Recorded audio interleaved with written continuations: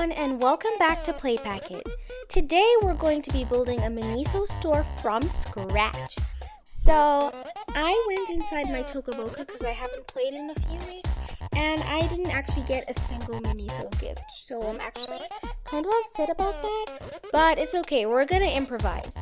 This MINISO store will just have a bit less plushies as normal.